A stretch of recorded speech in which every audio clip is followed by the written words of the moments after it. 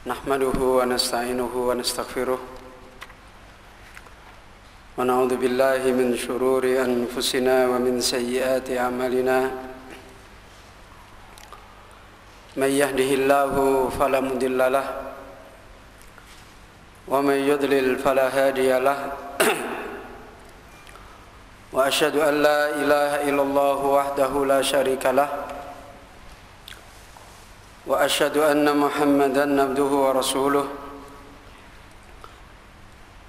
ya ayyuhalladzina amanu taqullaha haqqa tuqatih wa la tamutunna illa wa antum muslimun ya ayyuhan nasu taqu rabbakumul ladzi khalaqakum min nafsin wahidah wa khalaqa minha zawjaha وبث منهما رجالا كثيرا ونساء واتقوا الله الذي تساءلون به والأرحام إن الله كان عليكم رقيبا يا أيها الذين آمنوا اتقوا الله وقولوا قولا سديدا يصلح لكم أعمالكم ويغفر لكم ذنوبكم ومن يطع الله ورسوله فقد فاز فوزا عظيما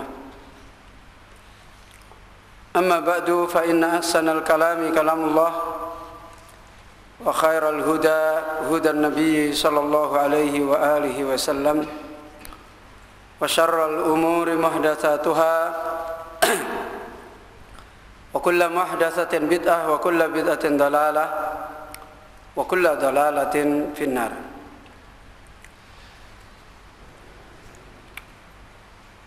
Kaum muslimin, bapak-bapak, ibu-ibu, ikhwan wa akhwat fillah rahimani wa rahmakumullah. Alhamdulillah, kita kembali memohon taufik kepada Allah Subhanahu wa taala pada pertemuan daurah kita yang kita rencanakan terakhir ini, insyaallah. Tidak henti-hentinya kita memohon taufik, merendahkan diri kepada Allah terhadap urusan agama kita, terhadap urusan dunia kita, sebagaimana kebutuhan kita tentang sikap rendahnya kita kepada Allah tercermin di dalam doa yang dipanjatkan oleh orang-orang yang memahami urusan iman dan urusan dunianya, sebagaimana dikumpulkan oleh Nabi kita Muhammad sallallahu alaihi wasallam di dalam awal doa beliau, Allahumma bi ilmikal ghaib wa bi qudratika alal khalq ahyini ma alimtal hayata khairan li wa tawaffani idza kanatil wafatu khairan li.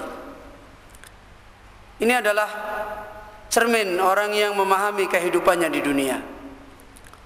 Nabi memberi contoh di dalam doa ini, Allahumma bi ilmikal ghaib, ya Allah, dengan berwasilah dengan sifat ilmumu dari seluruh perkara yang gaib, wa bi qudratika alal khalaq, dan dengan sifat kekuasaan engkau ya Allah terhadap seluruh makhluk-makhlukmu, ahyini ma alimtal hayata khairan li, hidupkan aku jika kehidupan itu menjadi baik bagiku.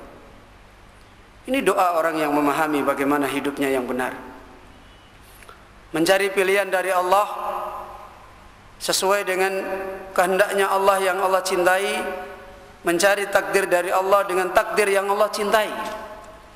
Hidupkan aku jika hidup yang kita jalani ini lebih baik, wa tawaffani idza kanatil wafatu khairan li, dan wafatkan aku jika wafat itu lebih baik.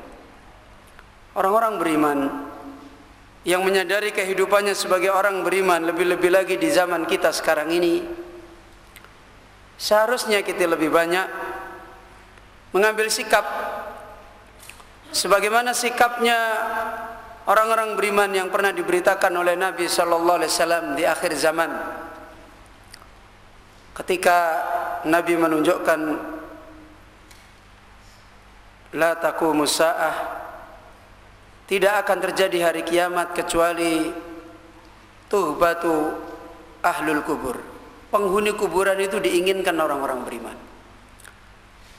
dia berjalan, dia melewati kuburan, dan dia memahami perjalanan hidupnya dengan imannya, maka orang beriman mengatakan, ya laitani kuntu makana, wahai Allah, seandainya aku berada di sana itu lebih baik. Itu kaidah hidupnya orang beriman. Doa yang diajarkan oleh Nabi, Allahumma la taj'al musibatana fi dinina, janganlah engkau ya Allah timpakan musibah yang menimpa kami adalah musibah di dalam urusan agama.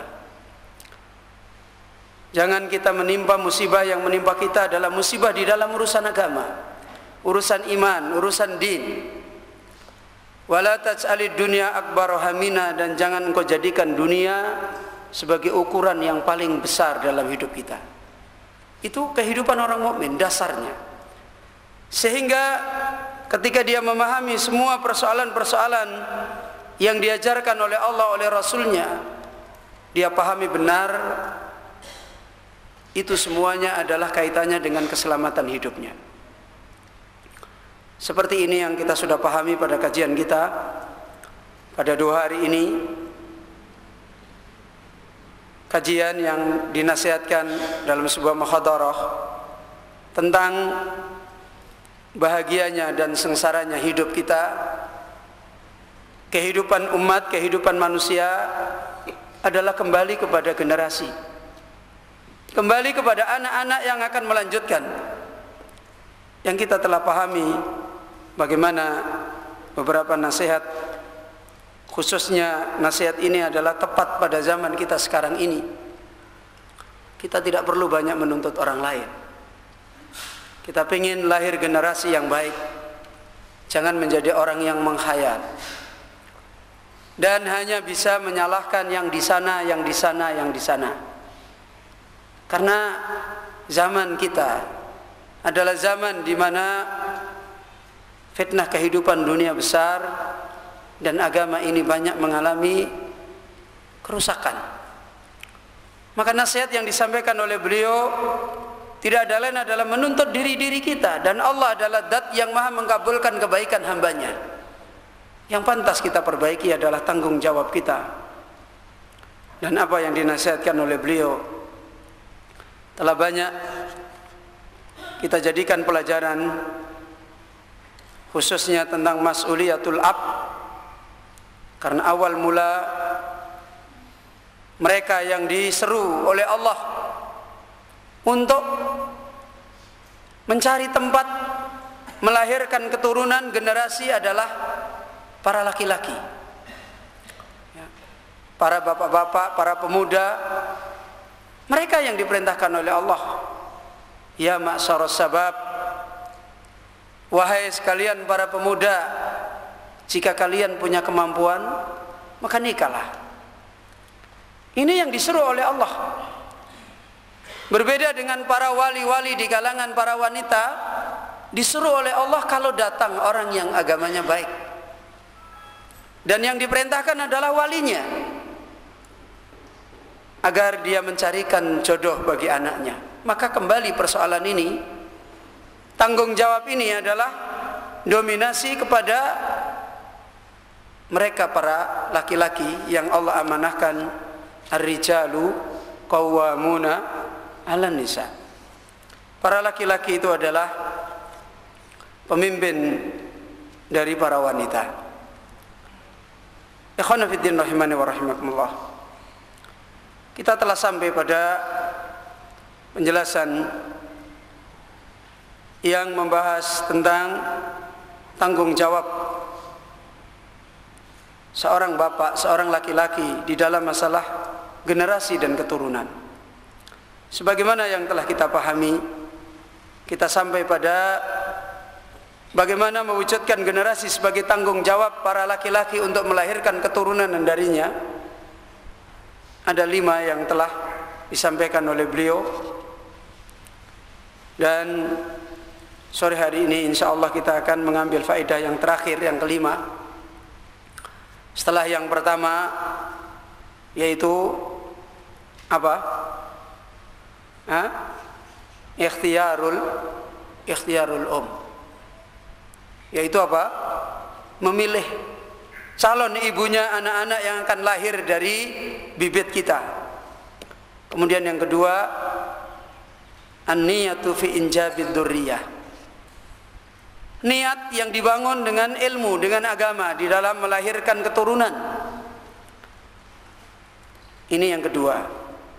Kemudian yang ketiga, apa? Yang ketiga, tanggung jawab seorang bapak dalam bentuk dia adalah memperbaiki dirinya. Ya. Dia adalah menjadi orang yang sungguh-sungguh membenarkan agamanya dan istiqomah. Karena itu harapannya lebih-lebih lagi di zaman ini, di mana sistem tidak banyak bisa mendukung generasi kita untuk baik, maka kembali kepada bagaimana Allah ridho dengan bapaknya apakah tidak. Ini yang ketiga. Kemudian yang keempat tadi, pengajaran yang paling pokok yang seorang bapak harus mengenalkan, mengajarkan ini dengan benar, dan bukan cuma sekali dua kali, terus setiap saat dididikkan anaknya dalam usia tarbiyah. Usia berapa tadi? Usia setelah disapih sampai menjelang balik. Apa yang diajarkan? Tauhid. Dididik untuk kehidupannya mencintai Allah, mencintai Rasulullah, taat kepada Allah, taat kepada Rasulullah. Dan itu yang dijelaskan oleh Allah dalam surat Luqman. Ya bunayya la tusyrik billah, inna syirka la dzulmun adzim. Itu pula yang diajarkan Nabi kita Muhammad sallallahu alaihi wasallam. Ya bunayya, ya gulam, ihfadillah yahfadka. Wahai anak, jagalah Allah, maka Allah akan menjaga kamu. Yang demikian ini adalah pengajaran yang besar. Mengenalkan Allah adalah perjalanan hidup yang panjang, bukan cuma mengenalkan Allah di atas kertas. Mengenalkan Allah tentang sesembahannya manusia, sesembahannya seluruh makhluk kepada anak-anak kita dalam kehidupannya, dalam hari-harinya, dalam perkara-perkara yang mungkin kita anggap sepele, apalagi yang besar.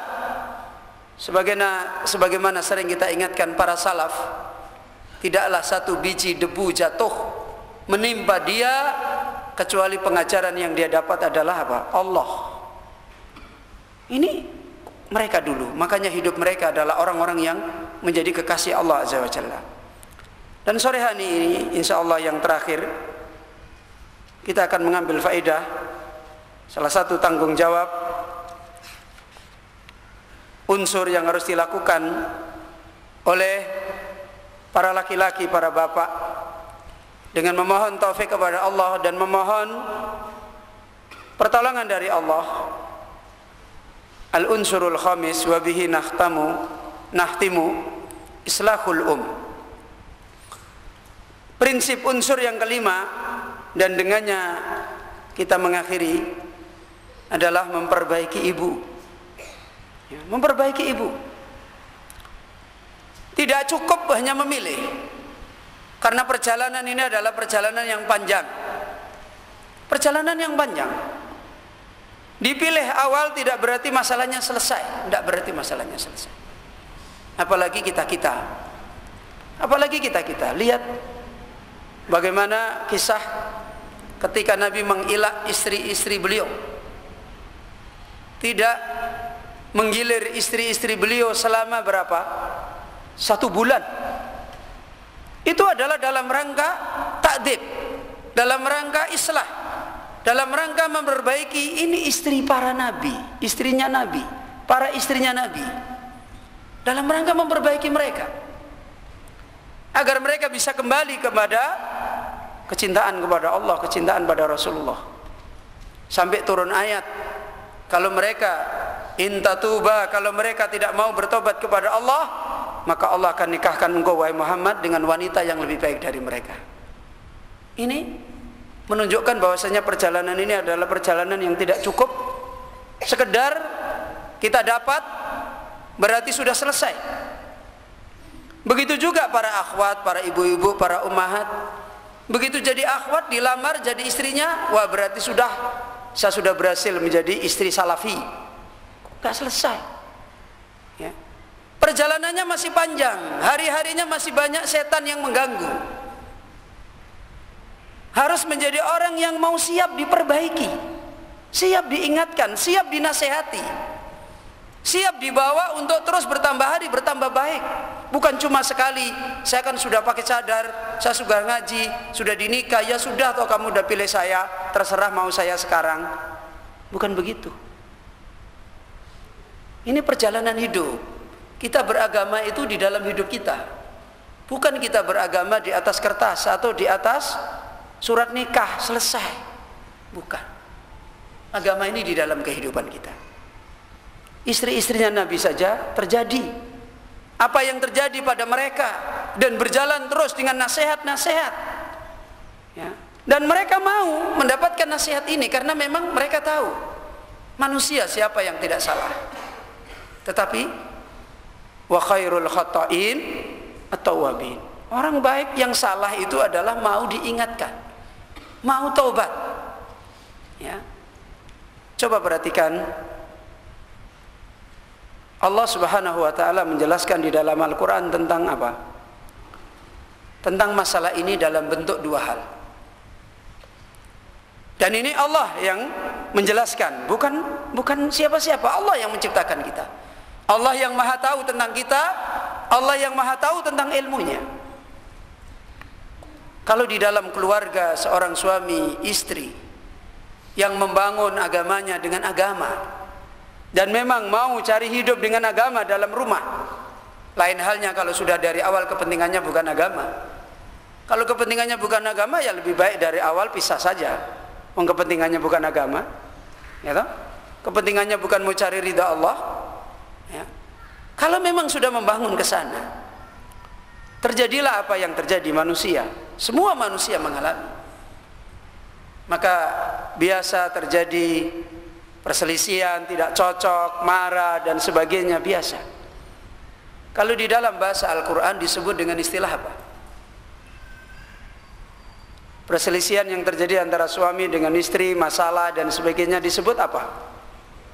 Kalau bahasa Al-Quran apa namanya? Nusus. Ya, Allah menjelaskan nusus. Nusus itu perilaku pembangkangan, perilaku menyelisihi tuntunan Allah sebagai orang yang ada di dalam rumah. Itu nusus. Terjadi, Allah telah menjelaskan masalah nusus.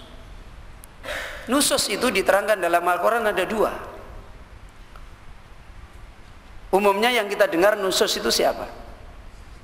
Wanita apa laki-laki? Wanita. Laki-laki ada nusus nggak? Ada. Laki-laki juga bisa nusus. Ya. Kalau para wanita nusus, apa tuntunan Al-Quran? Memberikan takdib kan? Memberikan pengajaran kan?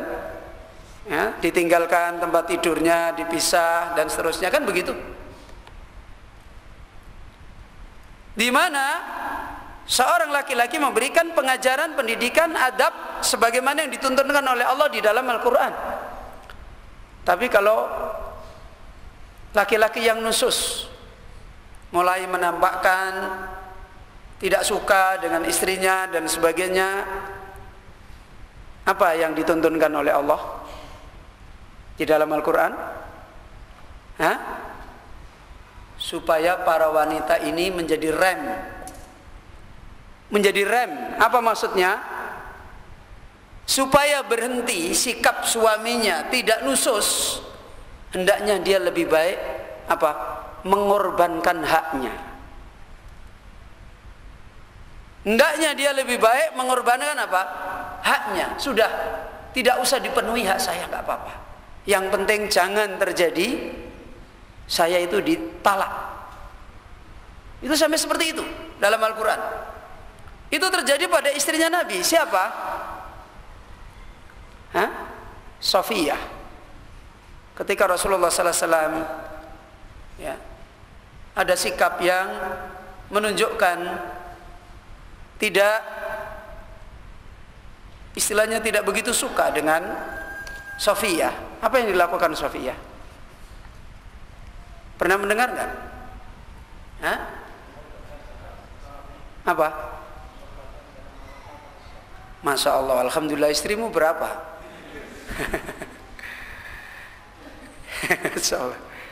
Sofiyah begitu ngelihat Rasulullah seperti itu, dia tidak mau dicerai oleh Nabi. Dia pengen mendapatkan kebaikan menjadi istri Nabi di surga.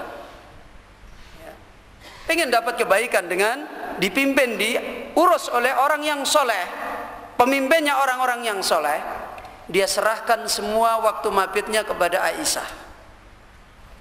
Ini tuntunan Al-Quran. Sehingga dengan itu akhirnya Rasulullah tetap menjadikan siapa? Sofiyah sebagai istri beliau. Nah, ini jangan diukur dengan metodologi sekarang. Kalau metode sekarang, wah enak no, kan begitu. Ini mikirnya cuma enak no sama tidak enak no, ya kan begitu. Nah, ini masalah yang harus kita perbaiki. Maka disinilah dinasihatkan oleh beliau yang terakhir, dan biasanya ini insya Allah yang terakhir itu yang paling kuat diingat, ya kan? Ya biasanya begitu. Sesuatu yang terakhir itu menjadi puncaknya dari permasalahan. Sebagaimana perjalanannya Nabi Yusuf alaihissalam, puncaknya di mana? Pelajaran yang hebat pada perjalanan Nabi Yusuf di mana? Di akhirnya. Wanitanya tobat semua, saudaranya yang menfitnah tobat semua, bapak ibunya ada di situ sudah kumpul. Oh, Masya Allah kan? Kemudian dia hormat kepada Yusuf.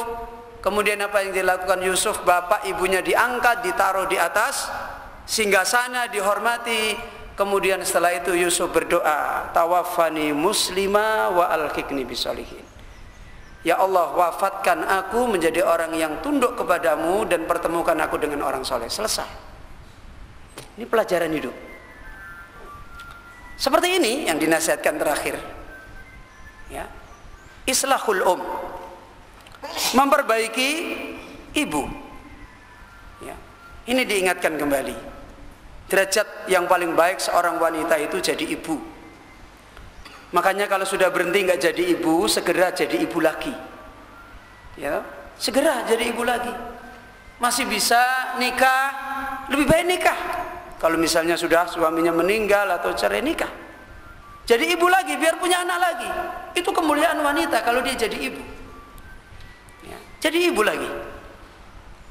Sampai diterangkan seorang wanita oleh Al-Imam Ibnul Jauzi dalam kitab Ahkamun Nisa. Seorang wanita kalau dia tidak punya suami itu seperti kuburan. Ya. Jadi kalau dia tidak punya suami itu seperti kuburan. Ya. Dan ini nasihat para ulama kita. Kemuliaan seorang wanita adalah kalau dia bisa menjadi menjadi ibu. Dan untuk meraih kemuliaan ini dia harus mau islah, mau memperbaiki dirinya. Islahul ummahat. Kenapa memperbaiki para ibu? Li'annal akhtaru minal ab. Karena posisi ibu itu lebih rawan daripada posisi siapa? Posisi bapak. Terkait dengan masalah apa? Mempersiapkan generasi, mendidik generasi. Tadi sudah kita pahami, tanggung jawab penuh yang akan dimintai tanggung jawab oleh Allah tentang generasi ini siapa? Bapak. Tetapi pelaksana yang ada di lapangan lebih banyak yang melaksanakan siapa? Ibu. Ya. Yang banyak melaksanakan adalah ibu. Ya. Makanya diterangkan di sini akhtar minal ab. Dia itu posisinya lebih rawan daripada posisi bapak. Beliau Syekh Muhammad Ustaz Ya'qub menjelaskan, wa fi hadza ijabatun ala man qala lima qulna fil awwali ikhtaru umma salihatan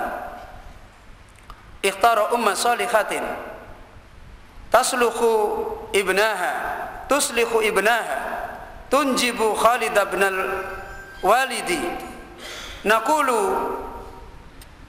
islahul tuslihul walada li'annana walil asafi syadidi fi asrin samikhuni fi asrin madiyin bahtin aradat dhalimuna ayyadillal ab yakdahu lailan wa naharan likai yasudda famma auladi. Di awal nasihat ini beliau mengingatkan satu masalah yang cukup kita jadikan pertimbangan. Pembahasan yang terakhir yang kelima ini seakan merupakan jawaban bagi masalah yang pertama. Apa tadi yang pertama? Memilih ibu.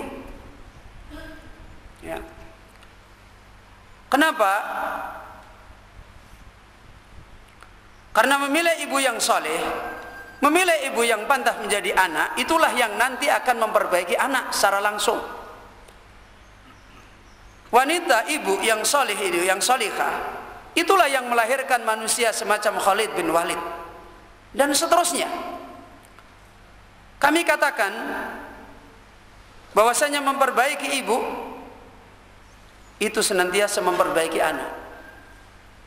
Jadi kalau seorang suami pengen memperbaiki anaknya, jangan anaknya tok yang diucek-ucek. Tahu diucek-ucek? Ditunjuk-tunjuk terus. Kamu ini dasar anak, anaknya terus. Ya. Ibunya juga diperbaiki, karena nanti yang hari-hari ketemu ini ibunya. Nah, untuk apa anaknya hari-hari dimarahi? Bapaknya pergi, ibunya ngajak lagi sama dia. Ngajak sekak, ngajak aneh tuh. Anaknya dimarahin tok. Lu waktumu tuh gimana? Masa di rumah begini. Diem aja. Ibunya juga pura-pura diem aja. Bapaknya pergi. Ayo, kita main lagi. Ya gimana? Nggak bisa. Justru yang berperan langsung memperbaiki anak adalah ibu. Ya. Maka seorang bapak punya tanggung jawab untuk memperbaiki ibu, dan seorang ibu punya tanggung jawab menerima diperbaiki. Ya, kadang-kadang aneh, kamu sih nggak memperbaiki saya, loh, gantian. Kamu sih nggak mau diperbaiki, kan gitu. Loh, iya. Kadang-kadang kan aneh. Oh, ini suami saya nggak pernah memperbaiki saya, Ustaz. Oh gitu toh, iya. Suaminya ditanya, oh dia yang nggak pernah saya mau perbaiki kok. Nah, bubar toh. Ustadznya bingung, ketemu istrinya begini, ketemu suaminya begini, tapi ya wes, ono ketemu dewe wae. Jadi harus mau memperbaiki istri, dan istri mau diperbaiki. Kalau memang keluarga itu mau mencari ridha Allah. Ya. Kenapa kata beliau? Apa alasan lebih-lebih kita pada zaman sekarang? Karena sekarang ini sangat disayangkan masa kita ini. Semoga Allah memaafkan saya, adalah masa di mana hidup ini semata-mata kehidupan ini tidak lain adalah kehidupan madiyin bahtin. Apa? Zaman sekarang ini hidup, orang tidak mengenal hidup kecuali apa? Hidup semata-mata adalah materi murni. Coba lihatlah aktivitas orang sekarang. Dari bangun tidur sampai kembali tidur lagi, perencanaannya apa, pembicaraannya apa, pemikirannya apa, urusan dunia atau urusan din? Urusan dunia. Seakan-akan orang sekarang mengenal hidup itu hidup untuk dunia, hidup untuk cari duit. Kata mereka, time is money. Ya. Jadi waktu itu isinya duit. Ya, sampai sekarang juga para akhwat juga kadang-kadang sregep kalau disarankan suaminya, "Mbok kamu coba bikin usaha kecil-kecilan." Oh gitu ya, ya, sregep. Ya. Tapi kalau mbok kamu coba banyak baca Al-Quran di samping anakmu, kamu ajalah, saya tidak fasih kok. Nah, sudah. Ada saja alasannya, itu ada saja. Ya, innalillahi wa inna ilaihi raji'un. Ini fitnah. Tapi kalau disaranin urusan harta, urusan duit, wah senyumnya luar biasa. Seakan-akan hidup itu seperti ini. Dan ini bukan sekedar hidup yang berjalan begitu saja. Ada perencanaan. Selain ini adalah sudah qada dan qadar Allah sebagai ujian kita. Di sana ada orang-orang yang memang Allah takdirkan bermain untuk merusak kehidupan.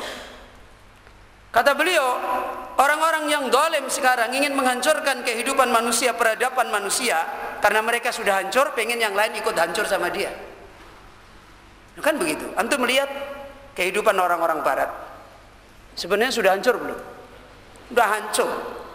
Kehidupan orang-orang yang membanggakan dengan material sudah hancur belum? Hancur, tapi dia tidak mau hancur sendiri. Orang yang belum hancur dengan sebab yang dia lakukan, dia sebarkan kumannya supaya yang lain ngambil dan hancur sama dia. Orang barat hancur dengan pola hidup apa? Pola hidup agama atau pola hidup material? Pola hidup material. Sekarang disebarkan di kaum muslimin supaya orang Islam juga hancur sama mereka. Ini ada orang yang melakukan seperti ini. Makanya sekarang dikemas. Orang-orang zalim ini menginginkan para bapak-bapak menjadi apa?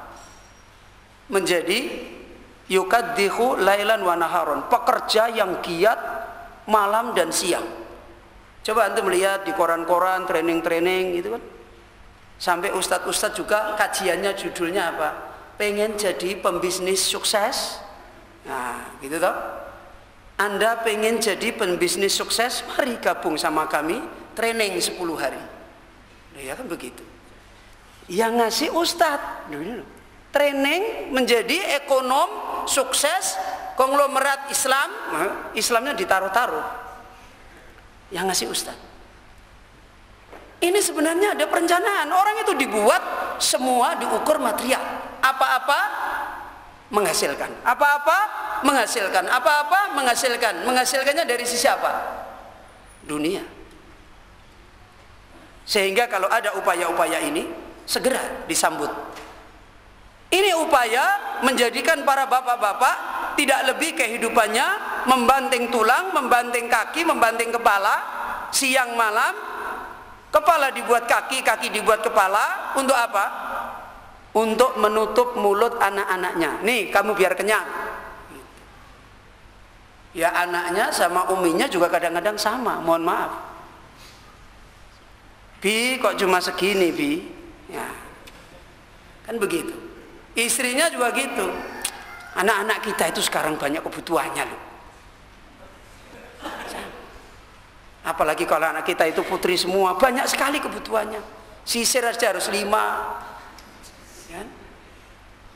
Akhirnya isinya itu semua didorong bagaimana menghasilkan duit. Sudah. Pikirannya pun akhirnya ke sana habis. Dengan demikian, kondisi sekarang ini, rumah-rumah itu lebih banyak kosong dari bapak atau lebih banyak sering ada bapak? Lebih banyak kosong. Lebih-lebih di zaman ini, kalau orang-orang yang di rumah yang menjadi teman anak-anak itu bukan orang-orang yang mendapatkan tarbiyah dengan baik, mau diperbaiki agamanya, loh yang nemani begitu terus gimana? Ya gimana tuh? Yang nemani sukanya misalnya main, ya anak ajak dolanan. Entek waktunya dari pagi sampai malam dakon. Tahu dakon? Tahu dakon enggak? Ini karena seperti ini. Maka dinasihatkan oleh beliau. Seperti kata beliau, fazaujatu taqul. Contoh sekarang ini kata beliau, seorang istri mengatakan anfik alayya. Beri saya nafkah. Tanggung jawab suami. Kalau tidak, autallaqani, atau kamu ceraikan saya ajalah. Makanya yang laki-laki kalau mau nikah sekarang dahinya dikerutkan. Ya kan? Nah nanti kalau ditanya saya cuma bisa gini, akhirnya sampai tua udah rawan nikah. Kenapa? Karena sudah diambang pintu. Kok kayak besok ditagih ora iso ngei sak cukupe diusir kongkon lunga. Naudzubillah min dzalik. Fitnah. Kasih saya, kalau enggak sudah bisa sama saya. Masih banyak orang yang mau ngasih duit saya. Innalillah. Innalillahi wa inna ilaihi raji'un. Ya. Anak juga begitu. Yaqulu anfik alayya. Bapak kasih saya, ini kebutuhan saya. Bapak kan bapak saya, harus tanggung jawab sama saya. Anaknya luar biasa. Ya. Bapak kan bapak saya, harus tanggung jawab. Tegakkan hukum Islam. Waduh. Tegakkan hukum Islam dalam rangka untuk ngasih duit sama dia tok. Tapi kalau tegakkan usul Islam, bangun sholat jamaah. Bibi, saya itu sudah capek disuruh sholat jamaah terus. Ini fitnah jadinya. Berikan saya, kalau tidak falam anjibni, jangan aku dilahirkan, masukkan lagi aku. Innalillahi wa inna ilaihi raji'un. Maka dengan demikian, fayahtajul abu fi syattatin. Akhirnya bapak sekarang itu kerjaannya hanyalah hidup bercerai-berai, berpisah dengan keluarganya. Ayat tabil mal, dia pulang kalau membawa harta, senang dia kalau berhasil dapat harta, karena nanti istrinya akan cerah, anaknya akan cerah. Likai yuwakkilu wa yusaddal afwa al maftuha, supaya dia bisa memberi makan, memberi kecukupan, dan menutup lisan-lisan yang terbuka, yang lapar dari keluarganya. Cuma sekedar itu. Ya naudzubillah min dzalik. Maka kalau sudah seperti ini, syarati tarbiyah muwakkalah ilaman. Kalau sudah seperti ini, bapak-bapak habis waktunya begini, terus tarbiyahnya kemana? Dia tidak banyak bisa ngawasi, ya. Kemana? Tentu secara dohir kemana? Ilal Jadi anak ini nanti mau jadi apa ya ya. Paling-paling bapaknya pulang tanya, gimana anak-anak? Baik. Wah, sudah. Besok berangkat lagi. Gimana anak-anak? Baik. Sebulan itu saurannya baik terus. Tapi bulan berikutnya tiba-tiba ada masalah besar. Loh, katanya baik-baik. Lah nggak tahu ini mendadak. Kok mendadak? Ya nggak ada sesuatu mendadak. Nah, masa jadi Fir'aun mendadak? Ya nggak ada. Fir'aun itu jadi Tuhan aja nggak mendadak. Ya, dari raja dulu, raja merasa hebat, bertingkat, rumangsane tambah kuat, tambah hebat, rano sing ngalake, terus aku iki Tuhan. Rano mendadak itu ndak ada. Ulama kita menerangkan sesuatu yang besar itu dimulai dari apa? Dari yang kecil. Tapi biasanya kita kalau masih kecil diudik-udik ribut. Rano popo aja kok ribut terus. Jawabnya gitu, enggak ada apa-apa aja kok, dimarah aja. Nah nanti kalau sudah besar baru lalu, udahlah saya serahkan sama kamu aja, ini kan anakmu. Nah istri nggak karu-karuan jadinya. Ini masalah. Maka dinasihatkan oleh beliau di sini, lidzalika fi ma'damil buyut lil asafi syadid tajidu tiwala mal abbi mawjudun al bait khusus. Makanya sekarang ada keluarga yang fenomenanya hampir seperti ini semua. Apa? Karena itu mayoritas rumah-rumah sangat disayangkan kamu mendapati sepanjang selama bapak itu ada di rumah, rumah-rumah itu punya sikap yang sama. Apa? Hus, ada bapak. Ya kan gitu. Hus ini ada bapak. Mari kita semua khusyuk seragam, mumpung ada bapak. Itu banyak begitu yang terjadi sekarang. Ya. Itu keadaannya begitu. Fi ghayatil adab. Rumah itu kelihatan bagus. Kayak benar-benar wah ini namanya jannatul bait, surganya rumah ini, luar biasa. Ya kan? Apa yang terjadi? Lal waladu yarfa'u sautah.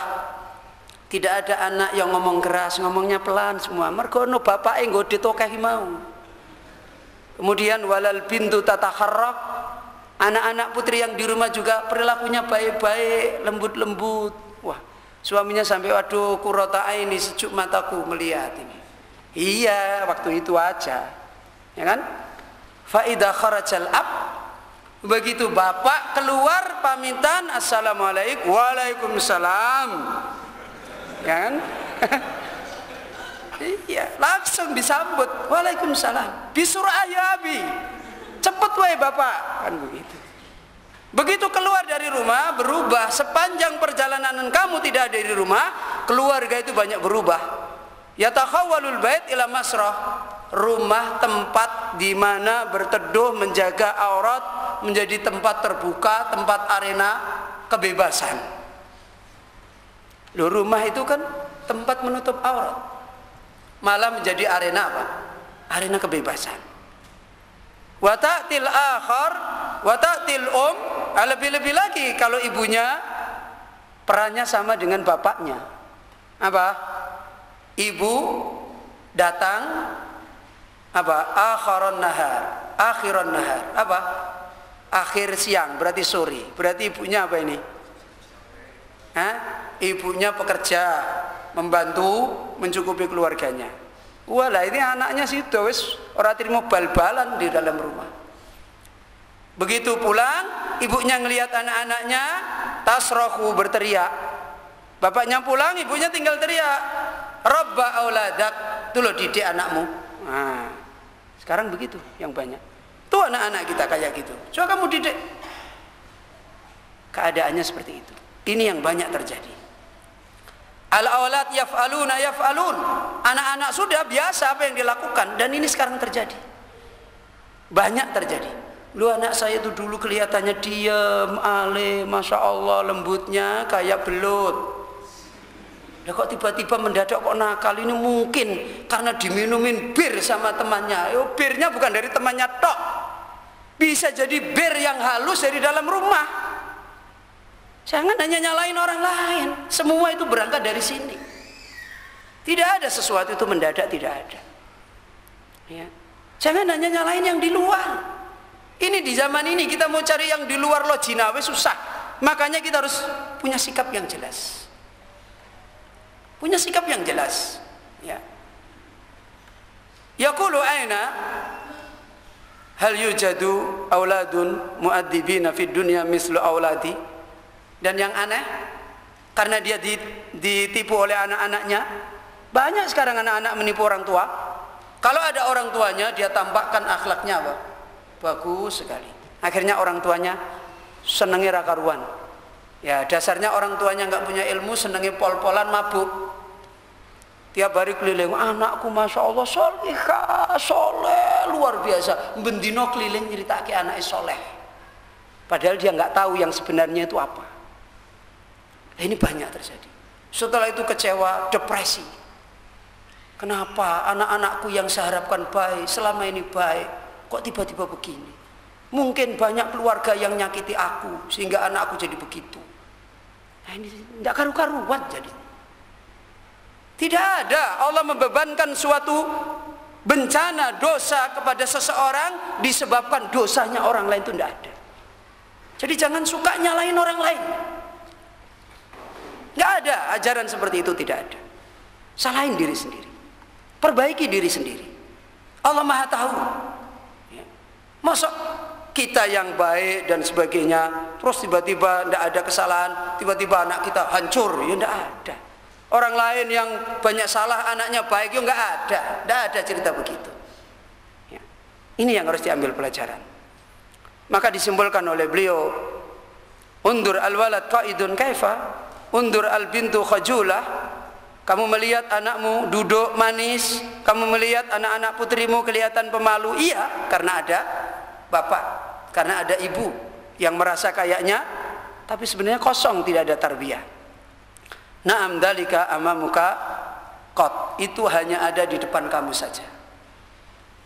Maka dari mana cara memperbaiki? Falidhalika nahnu nahtaju an nurabbiya al ummah. Karena itu yang menjadi peran utama kita mengharapkan agar kita memperbaiki ibu-ibu. Liturabbil aulad, supaya nanti dia yang berperan mendidik anak-anak. Li'annal ummah salihah yallati tunjib. Dan itu lebih tepat. Kenapa? Kalau yang memberi nasihat ibunya, dengan yang memberi nasihat itu bapaknya, biasanya lebih mantap mana? Ibunya. Kenapa coba?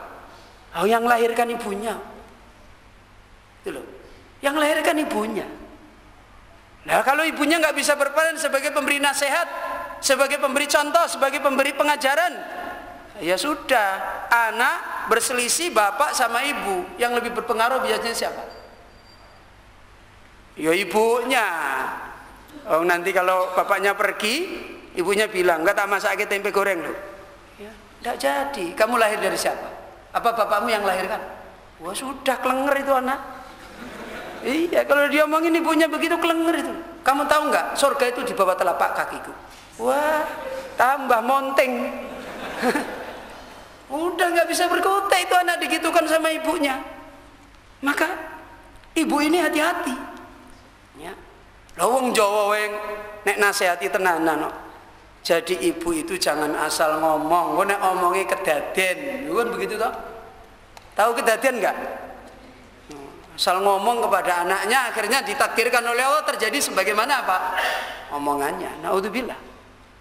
Itu menunjukkan, ya, Maka di sini sebenarnya kenapa ibu? Karena dia yang melahirkan, wa turabbi auladan sholihin, dan dia yang pantas untuk mendidik anak-anak yang solih, mentarbiyah pada usia-usia tepat tarbiyah. Nah ini. Kemudian boleh membawakan contoh-contoh. Bukti dalam masalah yang ini adalah bukti yang sangat mengagumkan. Asyawahid katsiratun jiddan. Dalil-dalil bukti masalah ini sangat banyak sekali di dalam pembahasan masalah ibu itu menentukan keadaan anak. Undur ila Ismail ibn Ibrahim. Coba sekarang lihat contoh yang pertama. Siapa? Ismail bin Ibrahim alaihissalam. Ketika bapaknya Nabi Ibrahim mengatakan pada Ismail, falamma balagha ma'ahu sa'ya qala ya bunayya inni ara fil manam anni adbahuka fandur madza tara. Ketika sudah masuk usia Ibrahim bisa berupaya, berusaha. Ismail bisa berusaha. Maka bapaknya Ibrahim berkata kepada Ismail, ini perkataan yang luar biasa ini. Wahai anakku, aku melihat di dalam mimpiku, mimpi Nabi itu wahyu. Ya. Aku melihat di dalam mimpiku saya menyembelih kamu. Ismail langsung paham tuh. Langsung paham kalau bapaknya itu Nabi, mimpinya itu berarti apa? Wahyu. Apa kata Ismail? Fandur, ketika Ibrahim mengatakan fandur madza tara, apa yang kamu pendapatmu apa tentang masalah ini? Kata Ismail apa? Perkataan Nabi Ibrahim ini berangkat dari mana? Berangkat dari Ibrahim juga dulu punya adab kepada siapa? Kepada siapa? Bapaknya. Yang sudah kita jelaskan. Apa perkataan Ibrahim? Walaupun bapaknya kafir saja, dia masih punya adab yang baik kepada siapa? Bapaknya. Walaupun itu keliru. Aku akan mintakan ampunan dosa kepada Allah dan semoga keselamatan atas kamu. Maka dijawab oleh anaknya, siapa? Ismail. Qala ya abatif alma tu'ma. Wahai bapak, ya abati. Dulu Ibrahim memanggil bapaknya juga apa? Ya abati. Anaknya sekarang memanggil bapaknya apa? Ya abati. Sama kan? Sama. If'al ma tu'mar. Kerjakan apa yang engkau diperintah. Satajiduni insyaallahu minas sabirin. Maka kamu akan mendapati saya termasuk orang yang sabar. Dari mana Ismail bisa jadi sabar? Hah? Dari mana? Dari umunya, dari ibunya. Dari mana Ismail bisa mengatakan laksanakan wahai bapak, if'al ma tu'mar, kerjakan. Lu ngomong seperti itu dipikir benar-benar kan? Ya dipikir mau dibunuh. Kerjakan wahai bapak. Kenapa dia bisa ngomong gitu padahal mengorbankan dirinya? Ya. Ta'al yauma, kata beliau, sekarang coba kalau ada orang dikatakan kepada anaknya, wahai anak sini aku akan menyembelih kamu. Apa yang terjadi? Aku akan menyembelih kamu. Ya, walaupun itu jelas tidak boleh ya, tidak boleh. Tapi apa kira-kira ini sebagai contoh, kira-kira apa yang terjadi? Qala rajul jannah. Anak pasti bilang, bapak ini udah etian ini, gila. Ayo mari kita bawa ke rumah sakit jiwa ini, bapak kita sudah gila ini. Udah. Pasti akan begitu. Antalladzi turidu, ya, tudbah, kamu yang menginginkan untuk disembelih, undur ila Ismail. Lihat bagaimana Ismail, ya bunayya, ketika bapaknya mengatakan seperti ini, Ismail menjawab, ya abatif alma tu'mar. Wahai bapak, kerjakan apa yang kau perintahkan. Kenapa? Maka nali waladin yaqulu hadzal kalam illa li annahu turabba fi batini ya. Qalat yauman minma Allahu amuruka. Qala na'am. Qalat idan la yudayyi'ana. Jawaban Ismail ini adalah cocok dengan perjalanan ibunya. Siapa? Hajar. Ya. Yaitu tidak ada lain, tidak mungkin dia bisa mengatakan seperti ini dengan pertolongan Allah, kecuali karena dia dididik di dalam naungan ibu yang suatu hari dia pernah mengatakan kepada Ibrahim ketika masih bayinya Ismail dan hanya sendirian di batu-batu di sana. Hajar, umunya Ismail ditaruh.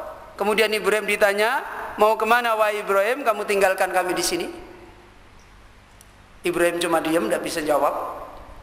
Kemudian karena lama tidak dijawab, Hajar kemudian wanita yang cerdas, yang punya iman, langsung menjawab sendiri. Allahu amuruka ya Ibrahim. Apakah Allah yang menyuruh kamu wahai Ibrahim? Ibrahim menjawab na'am. Kemudian apa kata umunya Ismail? Idan layudayyi'ana. Kalau begitu Allah tidak akan menyia-nyiakan kami. Selesai sudah urusannya. Ya. Tidak perlu ke Komnas HAM, tidak perlu. Cuma beberapa kata saja. Allahu amuruka ya Ibrahim. Na'am. Idan layudayyi'ana. Kalau begitu Allah tidak menyia-nyiakan. Ibrahim mengatakan, Mada, apa yang engkau mada taron, apa yang engkau pahami wahai anakku? If'al ma tu'mar, kerjakan apa yang engkau perintahkan. Ini buah dari ibu. Makanya sering kita sampaikan, walaupun ibu ini tidak secara langsung mendidik anak-anaknya ngerti ini, pribadinya ibu itu nanti akan didapat pada anak. Jiwa besarnya ibu itu akan didapat pada anak. Itu pasti. Nah kalau yang ada pada ibu jiwa kerdilnya, ya anaknya juga kerdil, sama. Ini yang menjadi pelajaran penting pada kita. Ya. Qalat, Ummu Ibrahim mengatakan, la yudayyi'ana. Sementara anaknya ketika besar mengatakan apa? If'al ma tu'mar. Istrinya, ibunya mengatakan Allah tidak akan menyia-nyiakan kami. Ismail mengatakan apa? If'al ma tu'mar. Kemudian contoh yang dibawakan di sini, lihat sebaliknya. Wal aksu bil aksi. Kalau ibunya tidak begitu, anaknya juga tidak akan begitu. Contohnya disebutkan oleh Allah di dalam Al-Qur'an. Ya. Lamma kanat imratu Nuh kafirah. Ketika istrinya Nuh adalah wanita yang kafir. Qala Nuhun libnihi. Ketika Nuh mengajak anaknya kepada petunjuk Allah. Ya bunayyar kam ma'ana, wahai anakku mari naik kapal bersama kami. Ya kan? Wahai anakku naik kapal bersama kami, wala takum minal kafirin. Kamu jangan seperti orang-orang masuk kepada orang kafir. Apa jawaban anaknya? Qala sa'awi ila jabalin. Saya akan mencari tempat perlindungan ke gunung, itu ada gunung yang tinggi. Karena uminya pembangkang, anaknya juga apa? Pembangkang. Ini jelas dan ini nyata dalam hidup. Ya, nyata. Ya. Saya ya'simuni minal ma', nanti akan menyelamatkan saya dari air. Qala la asimal yauma min amrillah. Kata Nuh, hari ini tidak ada orang yang mendapatkan penjagaan dari perintah Allah illa man rahimah, kecuali yang Allah rahmati. Wa khala bainahumal mauju. Maka gelombang lautan angin air yang ada telah membataskan antara Ibrahim dengan anaknya. Fakana minal mughrakin, maka dia termasuk orang-orang yang tenggelam. Wa nada Nuhu rabbahu faqala rabbi inna bani min ahli. Lihat perkataannya Nuh ketika anaknya sudah mau terancam hancur. Nuh mengatakan, wahai Allah, sesungguhnya dia adalah anakku.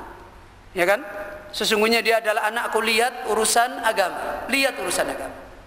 Ini Nabi Nuh, dia adalah anakku dari keluargaku. Wa inna wa'daka haq, janjimu adalah benar. Wa anta ahkamul hakimin, dan engkau adalah zat yang maha bijaksana. Apa jawaban Allah? Apa? Ya Nuhu innahu laisa min ahlik. Coba. Wahai Nuh, dia itu bukan dari ahli. Dia itu bukan dari ahli. Innahu amalun ghairu sholih. Kamu minta kepadaku seperti itu amal yang tidak sholih. Dia itu adalah amal yang tidak sholih. Fala tas'alni. Kamu jangan minta kepadaku ma laisa laka bihi ilm. Apa yang tidak ada tentangmu ilmu. Inni aiduka. Kata Allah kepada Nabi Nuh, saya nasihatkan kamu antakuna minal jahilin, jangan sampai kamu termasuk orang-orang yang bodoh. Maka lihat firman Allah di ayat ini ketika Allah menyebutkan tentang anaknya Nuh, dan Nuh mengatakan apa? Ibni wa ahli, ya kan? Dia adalah anakku dan ahliku. Kemudian Allah menjawab apa? Innahu amalun ghairu sholih. Lihat, anak itu menunjukkan berarti apa? Amal. Ya kan? Allah menyebut di sini, innahu amalun ghairu salih. Sesungguhnya dia anakmu itu amalan yang tidak baik. Huwal amalul ghairu salihun. Al walad inna hadzal walad amalun ghairu salih. Menunjukkan bahwasanya anak ini adalah amalan yang tidak soleh. Kenapa tidak soleh? Kenapa Allah menyebut anaknya bukan amal soleh? Li'anna Nuh wada'an nutfah fi batni ghairi salihah. Masya Allah, subhanallah. Karena Nuh menaruh bibitnya di rahim wanita yang tidak soleh. Coba perhatikan. Ikhwana fiddin rahimani wa rahimakumullah. Fa'anjabat waladan ghaira salih, maka lahirlah dari dia anak-anak yang dididik oleh ibunya, dilahirkan oleh ibunya yang tidak saleh. Ya. Maka ini nasihat beliau, karena itu ibkhas aina tada'un nutfah. Karena itu wahai para bapak-bapak, para laki-laki yang pengen punya anak yang mendapat kebaikan dunia akhirat dan menjadi kebaikan dia yang mulia, cari di mana akan ditaruh bibitnya. Rabbal kemudian didik ibu yang sudah dicari, dipilih, ya, liturabbilah kal walad, supaya nanti dia bisa mendidik siapa? Mendidik anak. Ya. Asliha liyusliha al walad. Perbaikilah dia supaya dia bisa memperbaiki apa? Anak. Seperti itu. Makanya dulu para nabi-nabi Allah, para orang-orang soleh, kalau melihat istri ini sudah tidak bisa mendidik anak-anak, ya sudah, jalannya dipisah. Karena tidak memberi manfaat agama. Ya kalau cuma kumpul tidak memberi manfaat agama, ya sudah, nggak usah bicara agama kan. Kalau sudah tidak bisa memberi manfaat agama, mencari ridha Allah dan sebagainya, ya sudah, pisah. Itu Nabi saja begitu. Ya. Karena memang itu jalan yang dituntunkan oleh Allah Subhanahu wa ta'ala. Ini yang pertama. Sekarang yang kedua. Kisah yang dibawakan oleh beliau, kisahnya Al-Imam Al-Juwaini, imam yang masyhur. Imam Al-Juwaini adalah imam dari Haramain, imam di Makkah, dari salah seorang imam dari madhab Syafi'i, seorang ulama besar yang ilmunya luar biasa, yang cerdas, ya. Karena jihabidan, dia adalah ulama yang cakap. Wa kana mufawwihan, dia cerdas dan dia cakap, ilmunya masya Allah. Kemudian kalau dia berbicara cakap. Kana idza takallama kal bahril khadami kal maujil hadir, kalau dia sudah berbicara tentang agama Allah seperti lautan yang melimpah air, terus mengalir ilmu itu. Seperti gelombang yang terus menderu di dalam pembicaraannya, la yaskutu, dia tidak bisa diam, terus berbicara, ilmu itu tidak habis-habisnya. Masya Allah. Yatakallamu yuljamul alsinah, dia berbicara dan dia mengendalikan lisannya. Pada suatu hari dari beberapa hari, ya, wasata talamidihi, dia di tengah-tengah muridnya, wa huwa yatakallamu, dan dia sedang berbicara menerangkan pada murid-muridnya. Fujaatan, tiba-tiba talat laja al-imam, imam ini kemudian ngomong itu bingung, ngomongnya itu kacau. Maka fanqata awabaka, dia pun berhenti. Ya kalau sekarang kayak gagap, bingung itu. Padahal ini ulama yang besar. Kemudian dia berhenti. Kemudian apa? Dia menangis. Kemudian setelah dia menangis, dia berdoa, Allahumma aslih lana sudurana, ya Allah perbaiki dada kami. Wa yassir lana umurana, mudahkan urusan kami. Wasadat alsinatana, dan benarkanlah lisan kami. Allahumma hlul uqdata, ya Allah bukanlah keruwetan, kebuntuan yang tidak bisa diucapkan, min alsina, dari lisan kami. Liyufaqqiha qaumuna, supaya umat ini bisa memahami agamamu. Duh, coba lihat ini ulama, ya, memahami qaulana, perkataan kita, innaka waliyyu dzalika wal qadiru alaihi, sesungguhnya engkau adalah zat yang maha berkuasa dan yang maha menolong hamba-hambanya. Inqata al imam, kemudian imam berhenti. Wabaka, dan imam menangis. Waduhila man khaulahu, dan orang-orang yang ada di sekelilingnya bingung. Loh, ini kenapa? Sudah berdoa, dia bingung tadi ngomong, kemudian dia menangis terus. Wanadoru, dan mereka yang ada di sekitarnya melihat imam ini dalam keadaan seperti ini. Wasakatu, dan kemudian mereka diam semua. Diam di situ dan diam merenung, murid-murid yang ada di situ. Kenapa? Tabjilan lil imam, karena menghormati imam, gurunya. Walaupun sedang ada masalah di situ, maka apa? Dia diam. Kemudian faqala al imam, setelah diam lama, imam ini habis menangis, apa dia mengatakan? Ana a'rifu sababa hadhil lajlajah. Saya tahu kenapa saya menjadi orang yang tadi kacau, saya ngomong. Kemudian wa masababuha, dikatakan oleh salah seorang muridnya, apa penyebabnya wahai imam? Qala al-musitu. Apa al-musitu? Al-musih, musih, masok. Apa artinya masok? Menyusu. Satu kali susuan. Dia ingat satu kali susuan yang dia pernah menyusu. Kenapa? Beliau menyebutkan wa ma khabarul musih. Apa itu kabar tentang menyusu? Qala, dia menjawab, bapakku pernah menceritakan padaku ketika aku masih kecil menyusu. Pada waktu itu ibuku sibuk. Bukan sibuk bisnis loh ini. Ya, sibuk urusan di rumahnya. Sibuk banyak pekerjaannya di rumahnya. Pada waktu itu ibuku sibuk banyak yang diurus fil bait, di dalam rumahnya. Indaha yauman ghasilun wala yaumun kada. Karena pada sisi dia ada hari-hari dia itu mencuci sehingga banyak kerjaannya, dan ada hari-hari ini. Maka fagita salat, kemudian ibuku dia mencuci, al-waladu ju', dan waktu itu saya sedang kelaparan. Pada waktu itu mencuci dan dia sedang lapar. Kemudian diterangkan lebih lanjut, faqa'ada yabki, maka dia, yaitu Imam Al-Juwaini, duduk menangis. Wa yusarrihu, namanya anak-anak, lapar, nangis, tambah pelan apa tambah kencang? Tambah kencang, teriak-teriak. Nangis, teriak. Hadal Imam Al-Juwaini wa huwa tiflun. Ketika itu dia masih kecil, dia nangis teriak. Qala fadakhalat ammatun. Karena nangis teriak-teriak, kan punya tetangga. Ya, tetangganya mungkin nggak tega, ini ada bayi masih kecil kok nangis teriak-teriak, ada apa? Seorang budak wanita, jariyah atau abda atau khadimah, bisa jadi pelayan, bisa jadi budak. Pelayannya tetangga atau budaknya tetangga, tetangga kita baik-baik, tetangga baik-baik. Kemudian dia masuk, fakhamalatni, dia membawa saya, yaitu membawa siapa?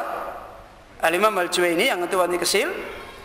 Kemudian wa alqamatni sadiyaha, maka dia menjadikan mulut saya untuk menyusu pada susuan dia, untuk menyusu pada susuan dia. Arda'u, dan kemudian aku pun menyusu, baru satu kali isapan. Fadakhala abi, bapakku masuk ke rumah. Ketika itu wahtatafani minha, bapakku langsung mengambil saya dari wanita itu. Kemudian apa kata bapaknya? Anti amatun lijarin, kamu itu budaknya tetangga. Ya, lana tetangga kita. Wala yakhillu labanika illa biidni. Kamu tidak boleh memberikan air susumu kepada anakku tanpa izin yang punya kamu. Kamu kok sudah menyusui? Udah coba ini. Satu kali dia menyusu. Kemudian apa yang terjadi? Qalat wa ana la ut'imu waladi ilal halal. Saya tidak akan memberi makan anakku kecuali yang halal, walaupun cuma satu kali isapan. Kemudian apa? Tsumma wada'a, kemudian bapaknya menaruh asba'ahu, jarinya, fi fammi, pada mulutku. Kemudian fataqayyatu ma fi batni, aku pun muntah semua apa yang ada di dalam perutku. Padahal sudah dimuntahkan. Karena khawatir apa? Ini tidak halal. Loh, ini dulu. Ya, jadi ditusukkan jarinya oleh bapaknya, dimuntahkan. Kalau sekarang kira-kira apa kira-kira? Ibunya lihat lagi, begitu aja kok sampai anaknya direwangi muntah-muntah. Nah, Begitu jadinya. Ya, harusnya mengerti ini urusan ridho Allah. Ya, harusnya mengerti. Maka diambil, ditusukkan, kemudian dia muntah, keluar semua yang ada di perutnya. Wa baqaitu masau, dan aku tetap pernah sekali menyusu dia. Itu yang sebagaimana tadi.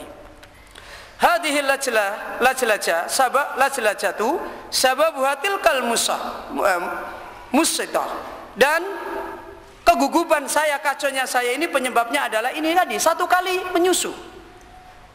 Haramun rijal jatil al-imam, maka ini yang menjadikan terharamnya sehingga imam ini mengalami kekacauan. Undur ta'thiral lihat bagaimana pengaruhnya ibu, padahal dia bukan hari-hari di situ. Padahal dia bukan hari-hari di situ. Maka dibawakan oleh beliau sebuah syair. Laisal bintu yanbutu fi jannatin kamathalil binti yanbutu fil falati. Apa kata beliau? Tanaman, tidaklah sebuah tanaman yang tumbuh di taman itu adalah seperti tanaman yang tumbuh di gurun Sahara yang tandus, yang tidak terurus. Tahu maksudnya? Taman itu biasanya baik apa jelek? Kenapa baik? Banyak yang urus, ya kan begitu kan? Baru daunnya keluar sedikit benerin, ya kan gitu. Kotor sedikit sapu, kan begitu. Tanaman yang tumbuh di taman itu jelas lebih baik karena dirawat daripada tanaman yang tumbuh di padang gurun Sahara yang tidak pernah ada orang datang, tidak ada yang memperbaiki, tandus, nggak ada yang mencangkuli, nggak ada yang sudah. Seperti inilah anak. Maka ibu di sini adalah menjadi sesuatu yang jelas sekali sebagai contoh Al-Imam Al-Juwaini, maka disimbolkan oleh beliau pada halaman 45. Falidzalika hadhil madrasah. Karena ini ibu adalah madrasah. Turabbit tifla, dia yang mendidik anak-anak. Kaifa ma takunu yakun. Bagaimana dia berperilaku di dalam rumah dengan anak, itulah anak itu nanti akan terjadi. Turdiuhu ma'ala baniha. Kalau dia menyusui, ketika dia menyusui bersama susuannya, lisannya dzikir la ilaha illallah, bersama dia menyusui anaknya, lisannya dzikir, bersama dia menyusui anaknya, dia membaca Al-Quran, maka insya Allah anak ini akan tumbuh mencintai Al-Quran. Akan seperti itu. Dicontohkan kembali oleh beliau satu kasus. Kasus ini ditulis dalam sebuah buku. Bukunya judulnya Lughatut Tifli, bahasa anak. Dan ini ditulis oleh seseorang dan beliau mengambil faidah sedikit di sini. Ibu itu punya peran yang besar. Maka harus senantiasa memperbaiki dirinya. Beliau ambilkan kisah ini. Seorang wanita, saya langsung terjemahkan aja. Seorang ibu, dia telah meneliti selama 8 tahun sejak dia memulai dari kandungannya sampai kepada batasan anaknya besar. Dia membuktikan, meneliti, menerapkan sebuah masalah yang terkait dengan anak-anak. Maka ibu ini wa hiya tahmilu tiflaha yatlul Quran, dia coba ketika dia mengandung dia banyak membaca Al-Quran, banyak mentadaburi ayat Allah, dia membaca Al-Quran. Wa huwa yurdi, begitu pula ketika anak ini menyusu pada ibunya, sambil menyusui dia ambil Al-Quran, dia baca. Dia sambil zikir, dia sambil baca Al-Quran. Fakanal atfal yatrukuna as-sadiyah. Maka ketika anak ini sudah meninggalkan susuan, wa yanduruna bihtimami ummihi, ketika anak ini menyusu dia tinggalkan susuannya, dia melihat bagaimana ibunya ini punya kepentingan. Wa yunsit, aneh. Jadi anak ini ketika nyusu, ibunya ngambil Quran, dia baca. Begitu ibunya baca Quran, anak ini berhenti dari menyusu, dia mendengarkan ibunya baca. Loh, aneh kan? Jadi dia berhenti dari menyusu, kemudian dia memperhatikan bagaimana ibunya dia membaca. Falamma tu'awwidu dalika, ketika itu dibiasakan oleh ibunya, kana tiflu, anak ini idza baka, namanya anak, ya menangis itu kan anak. Suatu ketika menangis. Ibunya ini ketika anaknya menangis, dia coba kanat tatlu ummuhu al-Quran. Begitu anaknya menangis ribut, ibunya ambil Quran dibaca. Kullama ala sautuhu, ketika suaranya anak ini keras, bil buka dengan menangis, ala sautuha bil Quran, ibunya dikeraskan lagi suaranya Al-Quran. Begitu dia nangis keras, ibunya baca Quran tambah keras. Ya. Apa yang terjadi? Disebutkan di sini fayaskutut tifl, anak itu langsung diam. Ya. Kita sekarang nyuruh diam, dikasih duit, kasih gula-gula, kasih macam-macam, lagi nggak berhenti-berhenti. Begitu ibunya baca Quran, dikeraskan, dia diam.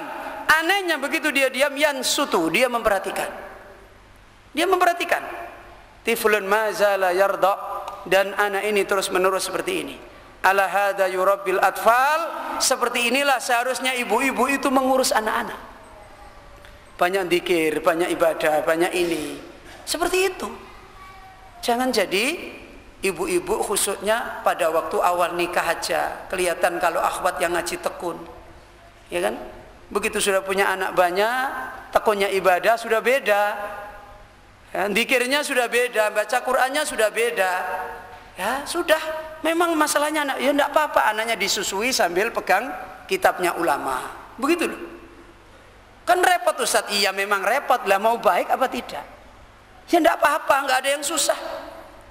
Toh kalau kita pengangguran juga tetap menyusui kan? Ya.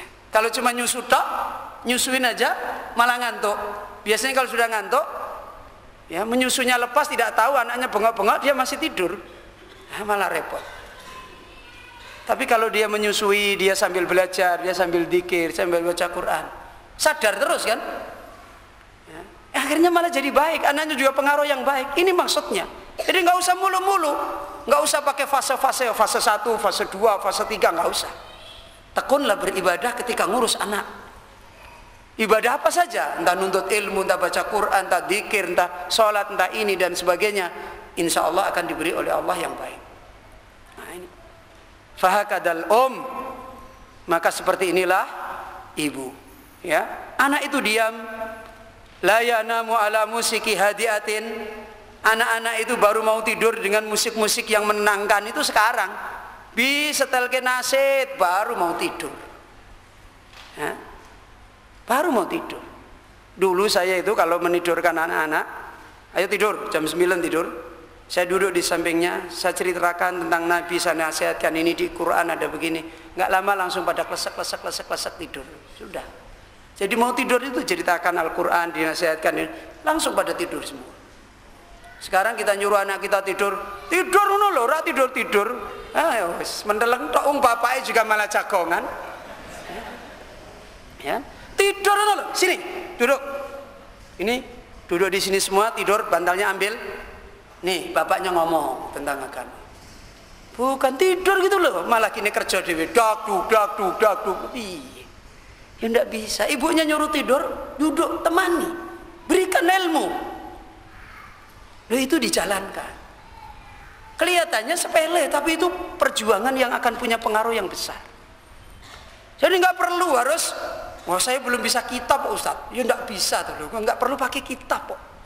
Ya, cuma ditemani tidur, bisanya Bismillah, diajarkan Bismillah. Kamu tahu nggak Bismillah itu hikmahnya ini. Sudah dia nasihat, nanti insya Allah tidur. Kalau sudah terbiasa akan tidur. Ya, tidur. Ini akhirnya baik. Sampai dulu pernah saya contohkan, saya sholat subuh, pergi, anak-anak itu masih tidur. Tahu-tahu saya sholat subuh, salam itu dia ada di samping, duduk dengar-dengar aja diam gini. Loh kok nggak nangis, nggak bengok-bengok gitu. Kenapa? Karena berusaha dibiasakan. Ya sesuatu kalau berusaha dibiasakan yang baik. Nah, sekarang ininya manja-manja semua, nggak mau berjuang. Biasa ke nguyuh we ya moh coba. Anaknya nopo kok sininya pada bendol-bendol, dipempersi semua. Karena pempers kan bapak ibunya santai, mau kencing ping 20 ya di situ terus. Makanya anaknya kulino ngobrol lah itu. Loh iya, harusnya nggak usah pempersi. Lu masih kecil kencing Ustaz, pegangi di pangku. Ayo kencing, waktunya kencing. Lu nggak mudeng nggak usah, nggak apa-apa, tungguin nanti kan mandor, tur gitu loh. Loh iya nggak percaya, buktikan kalau nggak percaya. Nah, antum nggak pernah berusaha. Ya. Saya pernah ceritakan sama ikhwah. Dulu saya punya anak masih kecil, kebelet kencing. Tahu kebelet kencing? Jadi mau kencing, tadinya nggak kerosot, tahu-tahu mau kencing. Itu lari sambil nangis, mancur. Mancur itu lari. Oh, takutnya luar biasa. Aku mau ke sana nggak bisa, malah sudah kencing di situ nangis. Lu karena apa? Dibiasakan kencing. Ayo kencing di sana. Nah, ini dibiasakan kencing di celana, ngobrol di celana, kencing celana. Aduh, masya Allah. Ustadz biar praktis ngaji, ya sambil ngajari kencing sambil ngaji bisa. Apalagi zaman sekarang kaset ada, ini ada, dulu nggak ada kok. Sekarang pakai gandul-gandul di telinga bisa. Iya, bisa. Apa alasannya? Memang malas itu loh, malas masalahnya. Ini khonafidin rahimani wa rahimakumullah. Kemudian dinasihatkan kembali oleh beliau contoh yang keempat. Fakadal allati nahtajuha mislu ummi Muhammadin al-Fatih. Ibu yang dikehendaki akan melahirkan anak-anak yang bermanfaat pada umat, contohnya lagi seperti ibunya Muhammad al-Fatih. Muhammad al-Fatih adalah penakluk apa? Konstantinopel. Antum tahu perjuangannya Muhammad al-Fatih ketika menaklukkan Konstantinopel? Laut itu sudah dibuntu oleh Romawi, dipasang ranjau-ranjau. Kapal-kapal perangnya Muhammad al-Fatih diapakan? Diseberangkan gunung. Lu coba itu gunung, kapal itu munggah gunung lu. Semua anak buahnya dikerahkan menebang pohon, dibuatlah apa itu balok-balok kayu, disusun, kemudian kapal itu diseberangkan, nyebrang lewat gunung, naik, ditarik. Lu coba. Lu itu orang-orang yang hebat dulu bermanfaat pada umat itu dulunya juga bayi. Bukan langsung mendadak gede semono itu enggak. Dulunya bayi, ada ibunya, ada bapaknya. Dulunya juga nggak bisa apa-apa, nggak ada. Itu nyebrang gunung, kapalnya itu dinaikkan gunung. Kapal kok malah jalan lewat darat. Sampai orang Romawi heran, dikira ada apa ini? Dikira ada hantu. Lu kapal kok naiknya ke gunung bukan di laut. Itu karena Allah memberikan kekuatan seperti itu. Dari mana muncul orang-orang yang seperti ini? Dari ibu. Ya, dari ibu. Wa nahnu na'rifu kisata Muhammad, kisata Fathul Konstantinia, dan kita tahu bagaimana Konstantinia itu ditaklukkan. Memang ada hadis Nabi di mana diceritakan Muhammad al-Fatih, dia mengkisahkan tentang keadaannya ketika dia anak-anak sama ibunya. Kanat ummi tahmiluni kulla lailah. Coba lihat. Qablal ghurub. Ibuku ketika aku masih kecil, setiap malam menjelang matahari apa? Tenggelam. Menjelang matahari tenggelam, maka ibuku membawa saya. Kemana dibawa? Wa taqifu ala syati'il mahid. Aku dibawa ibuku menjelang matahari tenggelam, diberhentikan di sebuah pantai yang di situ luas lautan membentang. Kemudian wa tusyiru ila Konstantinia. Ibunya menunjukkan pada Muhammad, lihat itu Konstantinopel. Dulu itu di seberang laut sana. Ditunjukkan ya.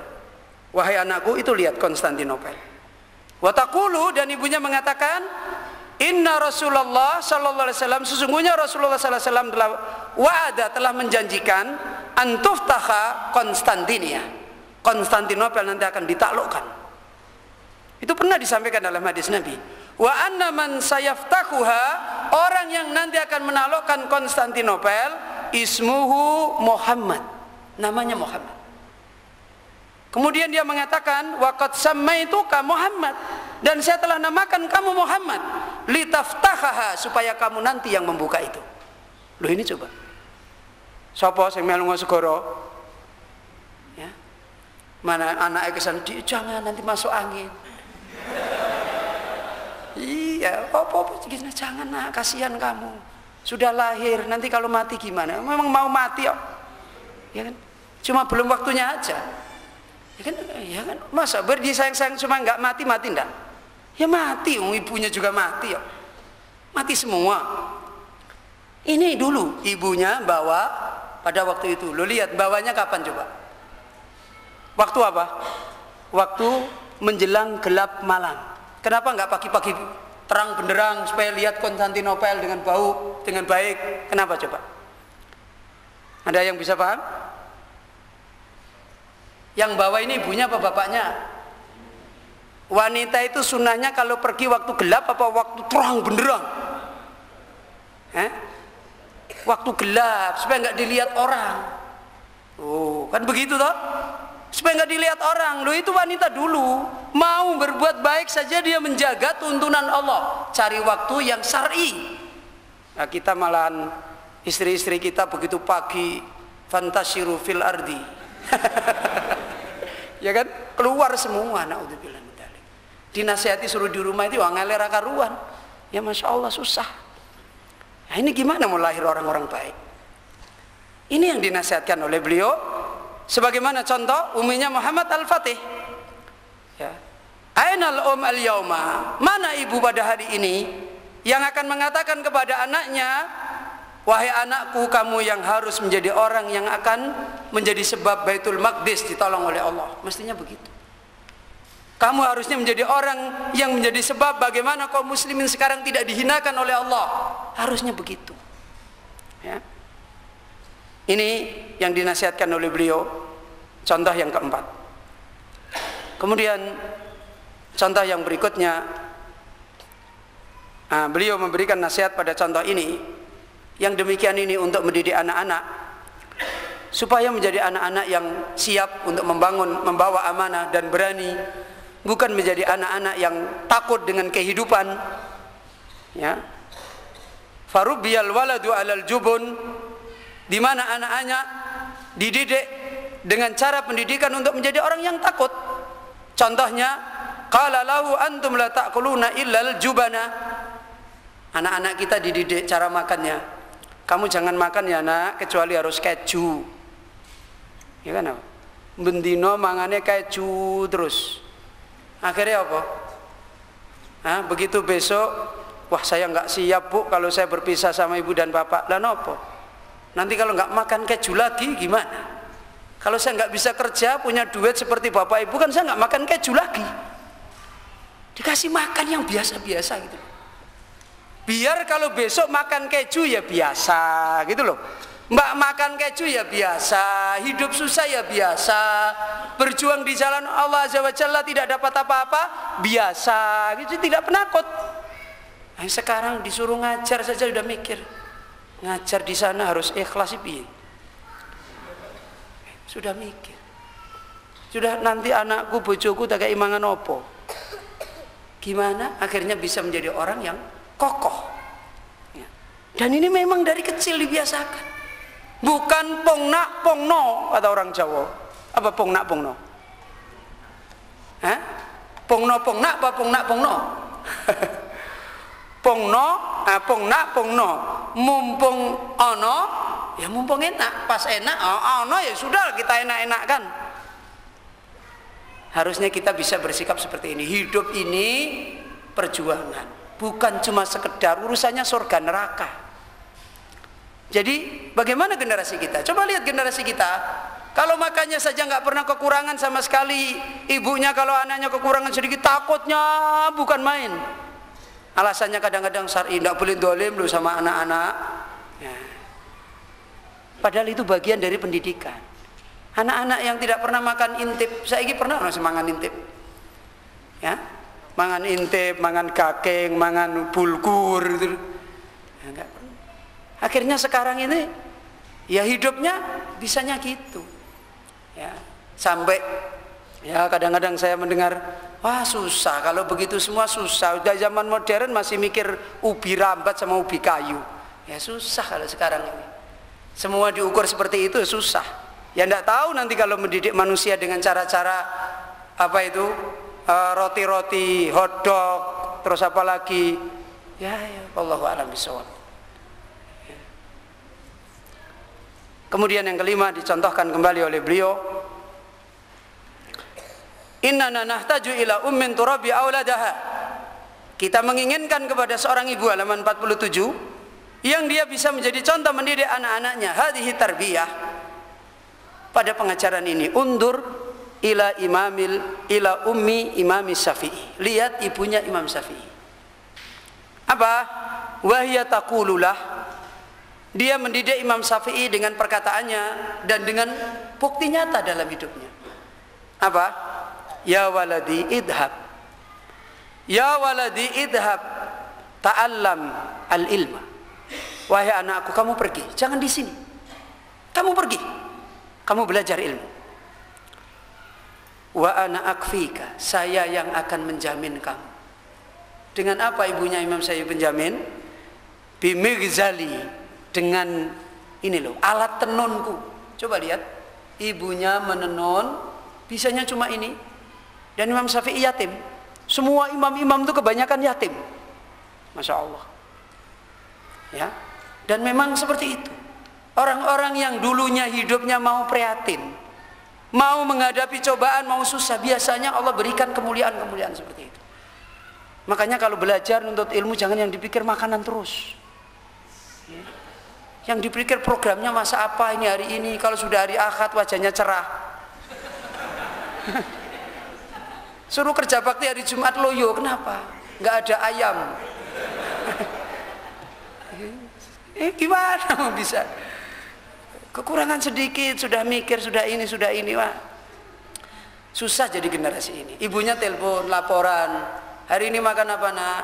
Sama kerupuk. Waduh, kerupuk. Sudah. Akhirnya orang tuanya masuk ke sini usul, Ustadz, perbaikan gizi. Perbaikan gizi yang diusulkan. Padahal di madrasah ini gizinya sudah lebih daripada baik.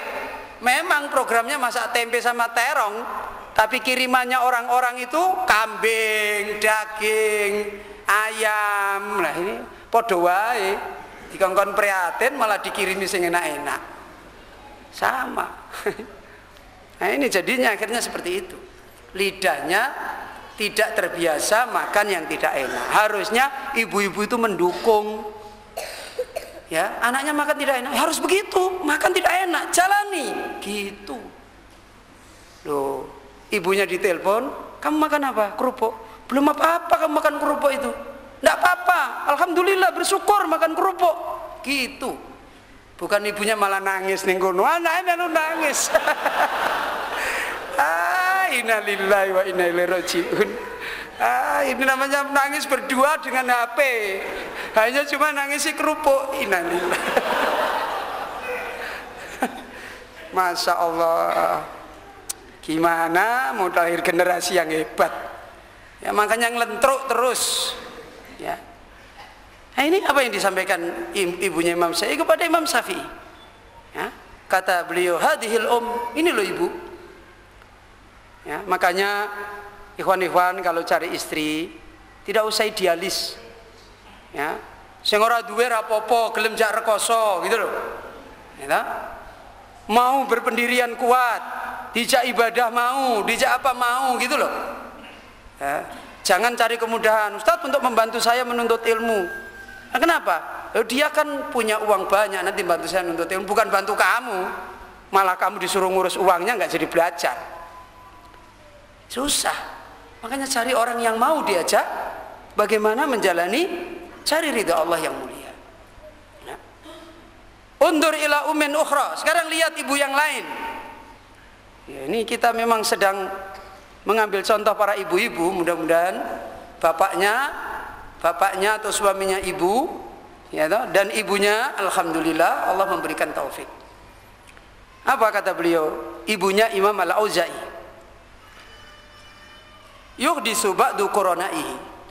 Sebagian teman-temannya Imam Al-Auza'i mengkisahkan, menceritakan pada Imam Al-Auza'i tentang ibunya dulu.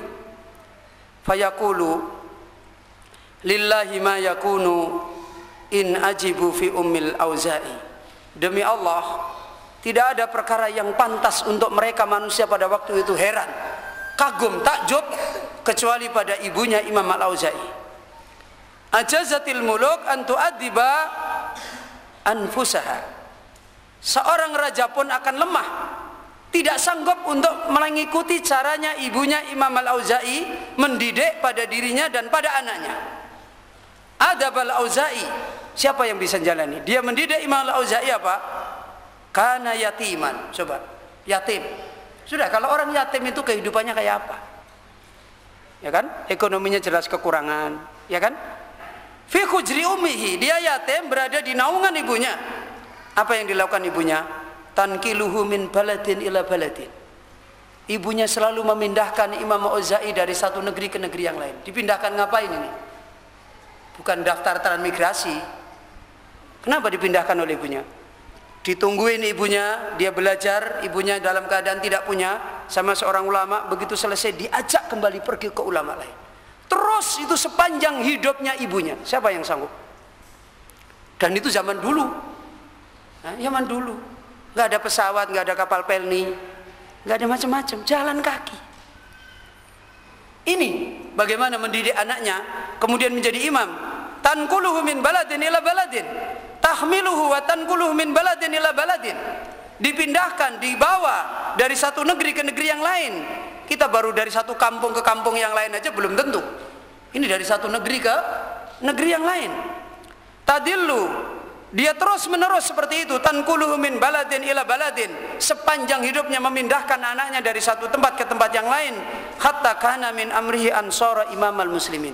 Dia baru berhenti sampai Imam Auza'i menjadi imamnya kaum muslimin. Loh, ini loh wanita, ini loh ummu, ini loh ibu yang ditunggu oleh umat untuk melahirkan anak-anak. Ya. Kemudian beliau mencontohkan kembali yang ketujuh. Subhanallah, tajidul a'immatal arba'ah. Maha suci Allah. Kamu lihat imam empat, Abu Hanifah, Imam Malik, Imam Syafi'i, Imam Ahmad. Rabbathum ummatuhum. Semua yang mendidik adalah ibunya. Semua yang mendidik mereka jadi orang-orang besar itu adalah ibunya. Al-a'immatul arba'ah kanu yatama. Semua imam empat ini adalah dulu yatim semua. Yatim. Ya. Kulluhum subhanallah al-adim.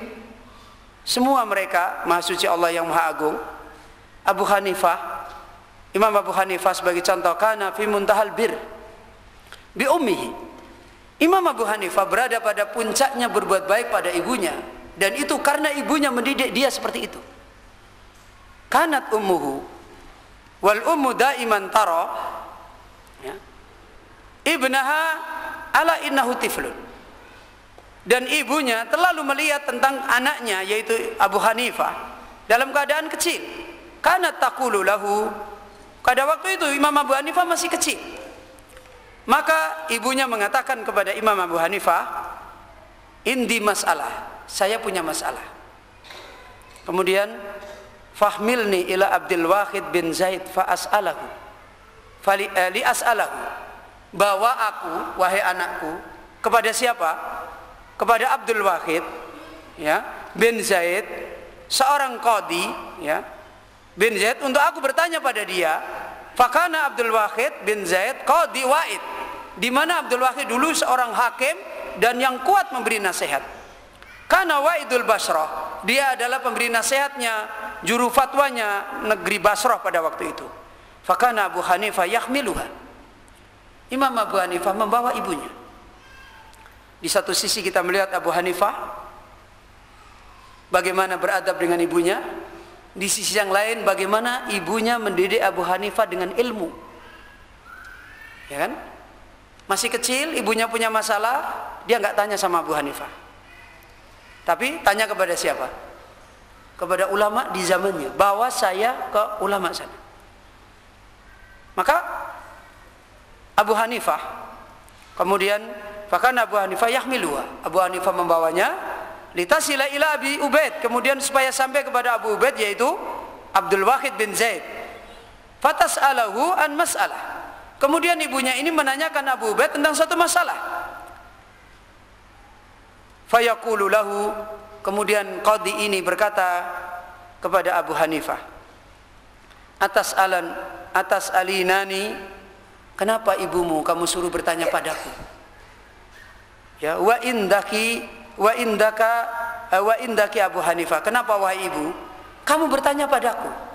Di sisi kamu itu ada Abu Hanifah, yaitu siapa? Anakmu. Di sisi kamu itu ada Abu Hanifah. Ya. Di mana Abu Hanifah ini adalah apa? Anak yang alim. Ya. Dan qadhi ini tahu ilmunya Abu Hanifah di atas siapa? Di atas qadhi. Tapi ibunya tidak bertanya pada Abu Hanifah. Kenapa? Abu Hanifah masih apa? Masih kecil. Ini sekaligus mendidik Abu Hanifah. Bagaimana adab yang benar? Walaupun anaknya pintar, dia tidak tanya langsung pada anaknya, bawa aku kepada ulama. Walaupun ulama ini kalau diukur dengan Abu Hanifah lebih pintar siapa? Abu Hanifah. Ini dulu. Jadi memang orang-orang ibu-ibu dulu itu cerdas. Ya. Jadi cerdasnya di dalam urusan seperti ini, ngurusin anak. Bagaimana anak jadi orang mulia, orang baik, itu seperti ini. Pikirannya yang banyak dipenuhi adalah bagaimana anak-anaknya jadi orang mulia. Kemudian apa jawaban ibunya Abu Hanifah? La ardi illa jawabak. Aku tidak akan ridho kecuali jawaban. Ibunya bilang, saya tidak mau kecuali yang jawab adalah kamu. Fayaqulu, maka qadhi itu mengatakan, wallahi ma adri. Wahai ibu, saya tidak tahu. Saya tidak bisa menjawab masalah itu. Saya tidak tahu. Coba. Ini hakim, ini qadhi. Maka hakim ini kemudian ngomong kepada Abu Hanifah, ajib ya Abu Hanifah, mada aqululah. Wahai Abu Hanifah, sini, kamu kasih jawaban saya supaya saya jawab pada ibumu. Lu ya coba masa. Karena ibunya tidak mau kalau yang jawab siapa? Abu Hanifah. Yang jawab harus qadhi. Sementara qadhi, saya tidak tahu jawabannya. Dipanggil Abu Hanifah, kamu kasih jawaban saya, nanti saya akan jawab sama ibumu. Lu Masya Allah. Begini perjalanan ilmu, dibimbing seorang ibu yang tahu ngurus anak-anaknya di atas jalan ilmu. Ya. Seperti ini. Ya. Fayaqulu Abu Hanifah, maka Abu Hanifah menjawab, al-jawab kada kada kada. Fayaqulu laha, maka qadhi ini pun menjawab seperti jawabannya siapa? Abu Hanifah. Bagaimana perjalanan orang-orang dulu menjadi orang-orang mulia? Naam hakada. Wa ma'adalika Abu Hanifah lam yakul laha tadhabi liman. Ketika ibunya nyuruh Imam Abu Hanifah punya masalah, Abu Hanifah tidak menjawab dengan jawaban, wahai ibu, kamu mau tanya siapa? Padahal Abu Hanifah tahu dia adalah orang yang lebih alim daripada qadhi. Kenapa dia tidak mengatakan, saya tahu kok ibu, saya bisa jawab. Loh, enggak begitu kan? Abu Hanifah nurut apa yang disuruh oleh ibunya. Coba kalau kita, enggak usah tanya bu, saya bisa menyelesaikan itu, saya jawab. Adab yang dididik, adab yang diajarkan perjalanan orang-orang membawa ilmu, itu seperti ini dulu para salaf. Anal alim bata'ud dunya al-an. Abu Hanifah tidak mengatakan, saya sekarang orang yang paling kuat alimnya di dunia. Enggak. Li'anna birrahu bi ummihi, karena dia berbuat baik dengan apa? Ibunya. Li'annahu turabbi, karena ibunya telah mendidik dia sokhah dengan pengajaran yang benar. Hiyallati 'allamathu, dan ibunya lah yang telah mendidik dia, wa hiyallati hamalathu, dan ibunya pula yang telah mengandung dia. Makanya Abu Hanifah ngikuti. Wa kadzalika al-Imam Malik. Begitu juga contoh yang ke-8 Imam Malik. Yaqulu, berkata Imam Malik, qultu li ummi, saya berkata kepada ibuku, ya ummah, wahai ibuku, akhruju atlubal ilma, saya mau keluar untuk menuntut ilmu. Imam Malik.